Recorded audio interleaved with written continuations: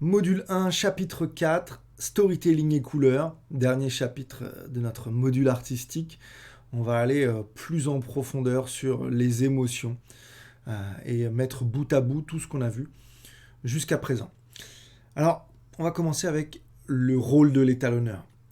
Quand on raconte une histoire et que l'objectif, c'est de faire passer un message, de faire ressentir une émotion, alors la couleur, eh bien, elle joue un rôle essentiel. Et quand on est dans cette position de coloriste, étalonneur, que ce soit pour notre propre projet ou pour ceux qui voudront en faire leur métier, eh bien, c'est de guider le spectateur à travers l'image pour que vous lui signifiez, ok, c'est là que tu dois regarder. Parce que si le spectateur, sur une fiction par exemple, je sais pas moi, il passe 1 heure et demie à chercher là où il doit regarder dans l'image, c'est pas possible. On va le perdre avant, ça c'est sûr. C'est aussi notre rôle à ce moment-là en tant qu'étalonneur, de nous servir des couleurs, de ce qu'on a vu jusqu'à présent, des nuances qu'on a vues avec la teinte, la saturation, la luminosité, et puis tous les outils techniques, bien sûr, qu'on verra dans les autres modules qui arrivent. Parce que tous les projets sont différents. Et c'est le côté cool de pouvoir créer des looks différents, mais c'est important que ça colle à l'histoire qu'on veut raconter. Alors, je sais, c'est hyper tendance de vouloir que notre projet ressemble à tel film, à tel autre, mais en fait, la réalité du métier, c'est que, et que ce soit en fiction d'ailleurs, en documentaire, en pub, en client corporate comme je faisais avant, eh bien, la seule qui se pose, c'est est-ce que le look que j'ai créé, eh bien, il sert mon histoire. Et pour ça, le rôle de l'étalonneur, il est très important. C'est un petit peu un rôle hybride, qui a un rôle à la fois de technicien et à la fois un rôle d'artiste. Le technicien, eh bien, c'est, comme vous le voyez sur la fiche, c'est à travers sa connaissance des différents espaces de couleurs, du management colorimétrique et des outils complexes du logiciel pour traiter l'image.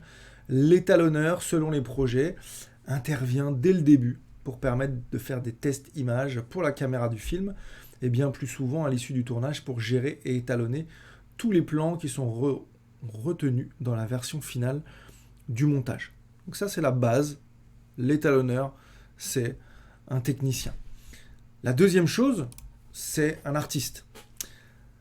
Par une connaissance poussée de la théorie des couleurs et par une culture cinématographique large, eh bien l'étalonneur peut créer le look du film en partenariat avec le directeur de la photographie et le réalisateur, propose un travail de nuance et d'association qui sert toujours le message d'une scène et du film de façon plus globale. À lui seul, il est capable de raconter tout un autre film, simplement avec le travail sur les images. Donc voilà, ça c'est important, le rôle de l'étalonneur.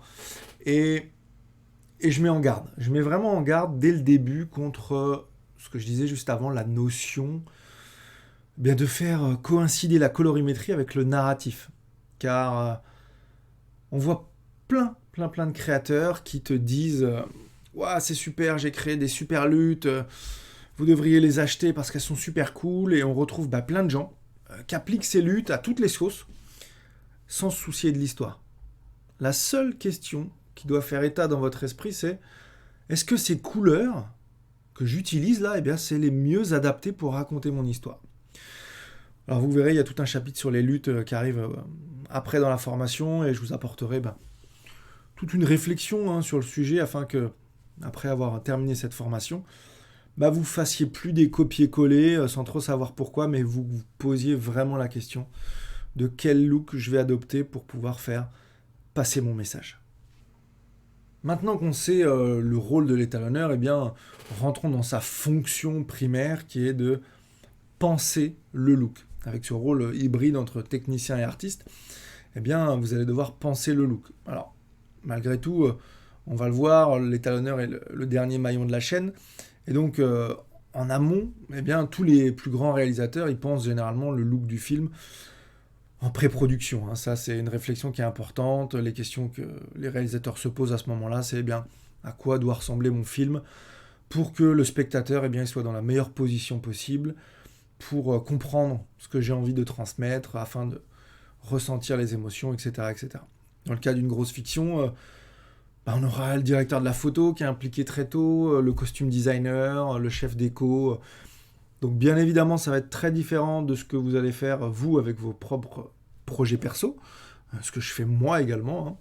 Mais c'est important de comprendre, comme je disais, que l'étalonneur, eh bien, c'est celui qui arrive en dernier, hein, juste avant que le film soit diffusé, c'est lui qui met la dernière touche.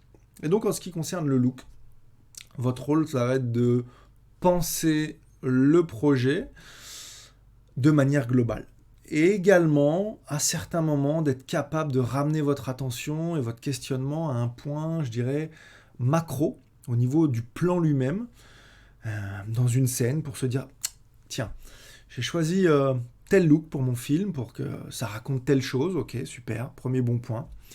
Mais là, tout de suite, maintenant, là, dans cette scène précise, est-ce que cette décision globale que j'ai prise, eh bien, elle s'applique sur ce plan-là? Alors, peut-être que oui, hein, ça change rien, mais peut-être que un subtil changement, eh bien, peut dire beaucoup de choses. Et ça, c'est le rôle de l'étalonneur.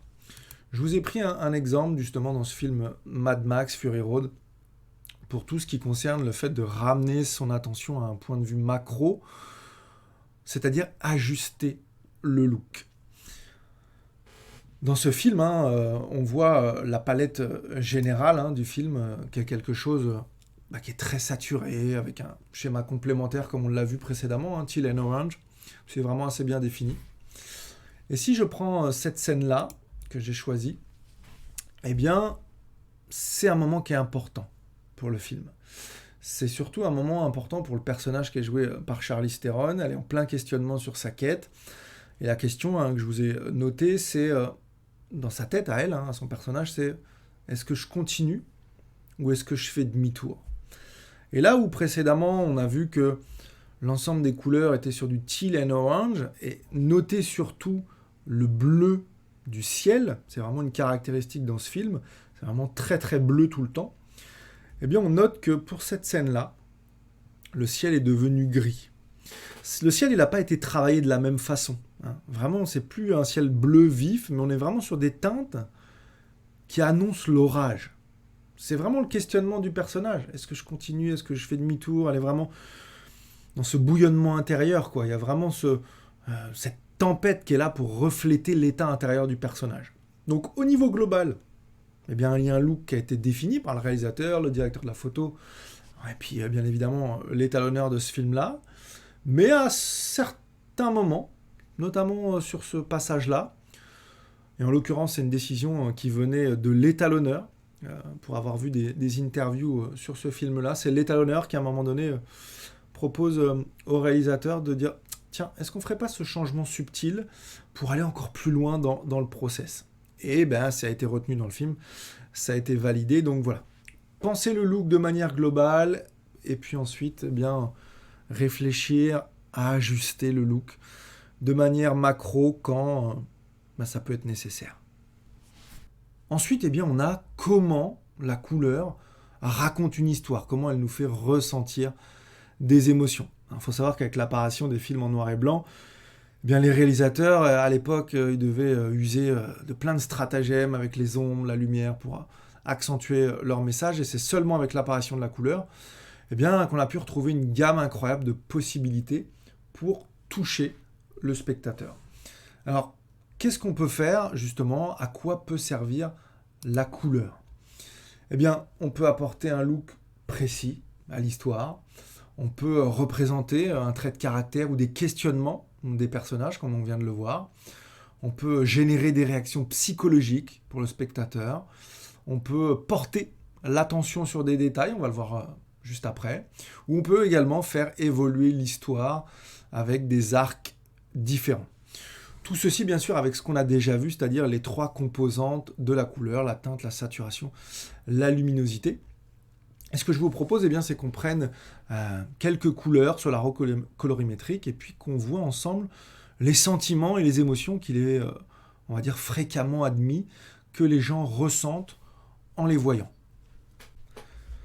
On va commencer avec la couleur rouge qui, elle, est une couleur eh bien, qui, comme vous le voyez, ça attire l'œil, j'ai noté, ça stimule l'esprit. Et il faut savoir qu'au niveau biologique, eh bien, ça a une tendance à nous élever notre tension artérielle et notre rythme cardiaque, donc vraiment à utiliser avec parcimonie, parce que comme je le note, ça peut vite devenir très stressant, très anxiogène pour le spectateur qui regarde ça. L'amour, la violence, le danger, la passion, l'interdit, la colère, l'urgence, le pouvoir, etc., etc., sont des mots qui peuvent être associés et qui sont utilisés par certains réalisateurs sur cette couleur-là. On le voit dans les exemples que j'ai choisis. Au milieu ici avec Bradley Cooper, on est sur quelque chose qui est un peu du love story. En bas à gauche, eh bien, on est sur un couteau qui nous appelle le danger, la violence en bas à droite, etc., etc. Vous comprenez l'idée. Donc gardez le schéma de cours avec vous et puis continuez de faire vos recherches sur cette couleur-là pour l'utiliser à d'autres fins éventuelles. La couleur orange, elle, c'est la couleur qui est vraiment sympa, bienveillante, tonifiante. Comme je le note, hein, c'est vraiment pour capter l'attention. Ça a un peu le même effet que la couleur rouge, c'est vraiment à utiliser avec... voilà, j'ai noté moi parcimonie, mais vraiment avec des petites touches parce que c'est vraiment... on le capte très très vite. On peut y associer la joie, l'amitié, la jeunesse, l'exotisme, la sociabilité, la chaleur, l'ouverture d'esprit, la vivacité, l'épanouissement, et voilà, comme on le voit dans les exemples que j'ai choisis, voilà, on est vraiment sur l'allégresse pour cette au milieu là, au milieu à droite, la sociabilité peut-être au milieu à gauche, l'épanouissement en bas à gauche, etc., etc. Donc voilà, à nouveau sur cette couleur-là, faites vos propres recherches sur des domaines comme la psychologie des couleurs pour éventuellement trouver d'autres notions qui pourraient lui être associées. La couleur jaune. Alors il faut savoir que, pour l'anecdote, c'est vraiment une couleur qui était sacrée à l'Antiquité. Et puis, elle a connu un certain déclin au Moyen-Âge, notamment en étant associée aux trahisons et puis au hors-la-loi. Alors c'est une couleur qui c'est très éblouissant, c'est fatigant pour l'œil, donc pareil, veillez à pas trop créer trop de nuances qui tirent vers le jaune-vert, parce que sinon ça peut vite prendre un aspect maladif, toxique, si c'est pas maîtrisé, encore une fois, à moins que ce soit le but recherché, comme on l'avait vu précédemment avec Moonrise Kingdom, où là, écoutez, c'était parfait. Donc cette couleur jaune, les sentiments qui peuvent lui être associés sont la folie, le sentiment d'idéal, l'obsession, la maladie, l'insécurité, la naïveté. Et dans une touche qui peut être un peu plus douce, c'est malgré tout quelque chose qui est bienveillant, sympathique et tonifiant. Donc voilà, gardez à l'esprit que en fonction de ce que vous allez utiliser, utilisez-le tranquillement. La couleur verte, c'est la plus reposante pour les yeux. Ça, on l'avait vu dans le chapitre numéro 1, puisqu'on avait déterminé pourquoi on était sensible au niveau sensibilité spectrale, au niveau de la lumière verte et jaune, parce que l'homme, depuis tout temps, était dans la nature et donc il a pris l'habitude de cette couleur-là. Donc c'est apaisant pour les gens, ça calme, on le voit, la nervosité et la colère. Couleur qui est sécurisante, puisqu'on l'a vu, associée à la nature. Et puis une petite anecdote, c'est que c'est tellement sécurisant que les tables de jeu des casinos, ça représente cette sécurité-là pour les gens.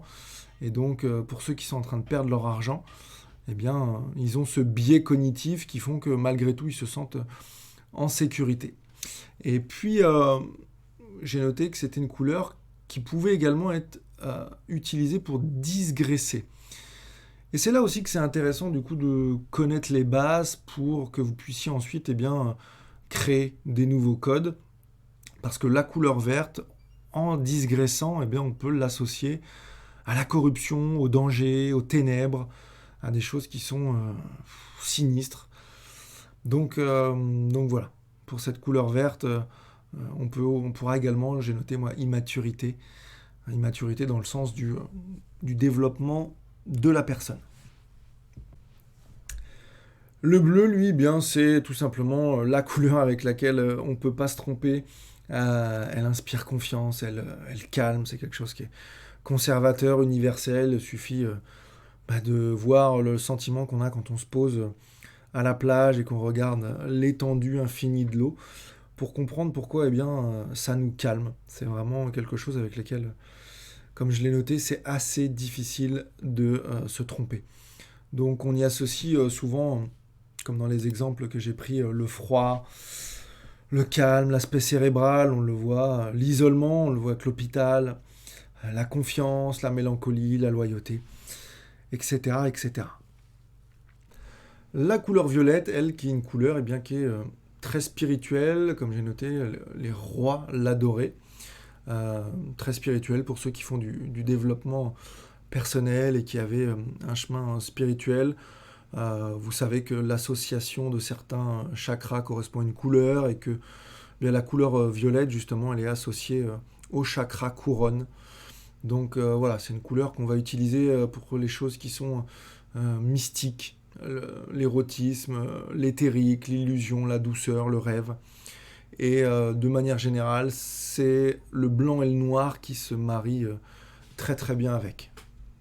Le magenta, lui, c'est une couleur qui était typiquement masculine à l'époque, et aujourd'hui, on est vraiment sur quelque chose de très commun et de très courant dans la mode, dans les pubs esthétiques, et donc on va lui associer la beauté, tout ce qui est féminin, tout ce qui est la romance, parce que c'est sensuel, et puis ça rappelle bien évidemment les couleurs de peau. Maintenant qu'on a vu l'utilisation conventionnelle, on va dire, en ce qui concerne l'harmonie des couleurs, on va voir quelque chose qui s'appelle le schéma discordant. Comme je vous disais, il y a les bases, on les apprend, et puis ensuite, on peut digresser. Alors, le schéma discordant, c'est quelque chose qui est créé volontairement, délibérément, comme le reste d'ailleurs, mais là, on est vraiment sur porter le focus et l'attention sur un élément particulier. On a en bas Amélie Poulain, j'ai choisi ce film-là avec les scènes où dans son appartement elle a cette lampe bleue elle est là, cette lampe, pour symboliser les moments où dans son schéma intérieur à elle est dans un état d'esprit mixte, un petit peu, je dirais, joyeux triste. Donc voilà, c'est vraiment pour capter le spectateur à ces moments-là, quoi. Et puis en haut, le sixième sens, on aura reconnu Bruce Willis, et cette poignée qui est rouge là, et donc le rouge dans ce film-là, il est utilisé pour tous les moments où il y a un aspect de communication avec les morts. Donc vous voyez, c'est des couleurs qui, a priori, auraient rien à faire dans le film à ces moments-là, mais c'est vraiment utilisé pour capter et travailler sur l'attention du cerveau du spectateur pour qu'il puisse focus sur les bonnes choses. On a un exemple qui est très connu dans un film de 93 qui s'appelle La liste de Schindler. En préparant toute cette formation, du coup, j'ai écouté une interview d'une des actrices et on lui posait la question de pourquoi pensez-vous que le réalisateur à ce moment-là ait choisi de mettre cette petite fille à la cape rouge. Est-ce que c'est pas parce que Oscar Schindler change d'avis? Et elle répond, c'est peut-être pas qu'il change d'avis, mais qu'il se rende compte de ce qu'il a à faire. Et elle disait, cette fille, ça définit toute la communauté de juifs, toute cette communauté qui a été victime de l'Holocauste. Et c'est pour ça qu'elle est en rouge. C'est la couleur du sang. Donc vous voyez, c'est vraiment utilisé à dessein pour nous montrer et pour nous spécifier quelque chose. Pour aller encore plus loin avec les couleurs, et je sais que le cours est assez long, mais je l'ai voulu le plus complet possible, on va pouvoir utiliser la couleur avec, de façon associative avec des symboles. Comme je l'ai noté, c'est vraiment quelque chose qui est encore plus avancé que simplement l'utilisation de la couleur sur une scène, où là, à l'intérieur du film complet, on va choisir et déterminer telle couleur qui va aller avec tel symbole, tel thème, tel personnage. Et vous aurez tous reconnu l'exemple que j'ai choisi, qui est Star Wars, avec bien le rouge et le bleu qui symbolisent bien le bien contre le mal. J'ai pris également un deuxième exemple, le violet du Joker, qui est là pour représenter sa folie, alors que le Batman, lui, il est en noir, il symbolise l'ordre. Et quand on sait que d'abord le noir c'est utilisé pour l'anarchie et le désordre, on voit bien que dans ce film de Dark Knight en 2008, que Christopher Nolan, eh bien comme j'ai noté, il était conscient de ces schémas pour se le réapproprier et en faire quelque chose d'autre. Donc ça c'est la couleur associative et les symboles. Et puis on va aller voir maintenant une utilisation pour finir qui est la transition des couleurs, un schéma dans le cadre, là vous aurez reconnu Breaking Bad, de la transformation d'un personnage, d'un acte ou de l'histoire elle-même. Alors quand la palette d'un film elle est bien définie et qu'on voit surgir dans un film ou dans une série, puisque là en l'occurrence c'est une série, une nouvelle palette qui est associée à l'histoire ou au personnage, eh bien comprenez que là vous êtes face à un changement, à une transformation. C'est vraiment une manière subliminale de communiquer en utilisant le visuel. Cette série Breaking Bad que j'ai adorée, on voit bien à gauche le crâne rasé et certaines couleurs qui sont autour du jaune, du sombre, et puis à droite, voilà, on est sur du vert, du bleu. Eh bien, l'évolution de Walter, quand il passe de son statut de victime à son vrai visage de chef d'entreprise de la drogue, eh bien, c'est comme ça qu'on peut utiliser des transitions de couleurs. On revient sur une saga que tout le monde connaît, c'est Star Wars. Et on voit bien que la transition de couleurs dans Le Retour du Jedi, où Luke Skywalker il arbore une tenue noire, parce qu'il est de plus en plus tenté par la force obscure en voulant rallier son père Dark Vador à sa cause. Donc voilà l'utilisation qu'on peut faire également des couleurs. Voilà les amis, on arrive au terme de ce module numéro 1, de ce chapitre 4 sur la théorie artistique.